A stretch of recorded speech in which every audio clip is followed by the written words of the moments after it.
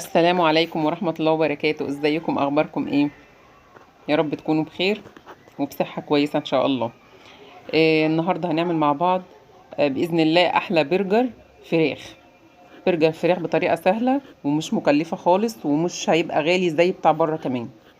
معايا نص كيلو من صدور الفراخ متقطع، هقطعه او اقل من كده لو عايزين حسب الكمية اللي تحبوها.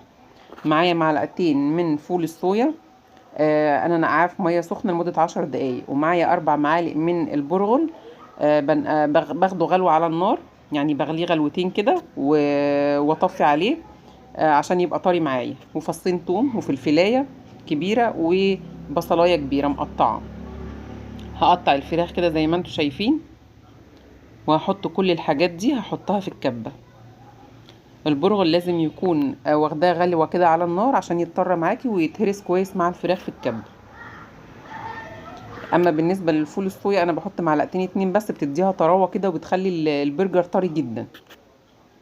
ودي معلقه كبيره من بهارات فراخ، او ممكن تجيبي من عند العطار بهارات البرجر او توابل البرجر، باخد معلقه كبيره منه.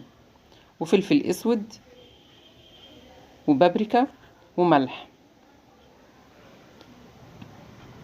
طبعا ممكن نحط ربع معلقه صغيره من البيكنج باودر علشان ما تبقاش مكتومه. لو لقينا العجينه بتاعه البرجر معانا بتاعه الفراخ طريه شويه، ممكن نحط معلقه بقسماط مطحون اللي هو بتاع البانيه، او معلقتين حسب ما تحتاجي. ومن غير مكبس برجر ولا اي حاجه، هنفرش كيس بلاستيك، هنفتحه ونحطه على صينيه ونرص عليه البرجر، هنفرده كده على ايدينا. اهم حاجه ان بعد ما نطحن كل ده في الكبه ان احنا نعجنه كويس جدا بعد ما نفرمه في الكبه عشان كله يمتزج مع بعض. ولما نيجي نسويه في طاسه، يا ريت الطاسه ما تكونش بتلزق علشان ما يتهريش مني. التكه بقى الاخيره، هنولع فحمايه.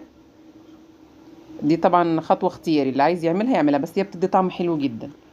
وهنحطها على ورقه فويل كده، وهنحط عليها نقطتين زيت ونغطيها يعني دقيقتين كده ولا حاجه. بتدي طعم حلو جدا للبرجر ده، زي الطعم المدخن كده، بتبقى طعمها جميله قوي. ونعمل بقى احلى سندوتشات.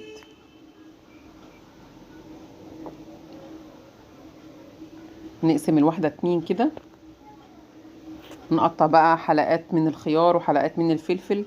والقوطه طبعا انا افتكرتها في الاخر فعملتها في الاخر. نعمل كده سندوتشات جميله جدا للغدا، يعني كتغيير.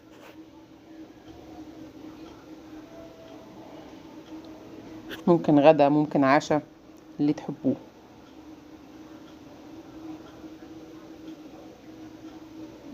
وحاجه صحيه ومعموله ايه في البيت.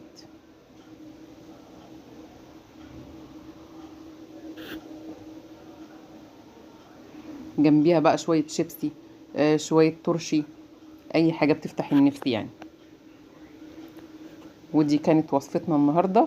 يا ريت تنال اعجابكم، ويا ريت تفعلوا زر الجرس وتعملوا لايك وشير وسبسكرايب عشان يوصلكم كل جديد من فيديوهاتي. والسلام عليكم ورحمه الله وبركاته.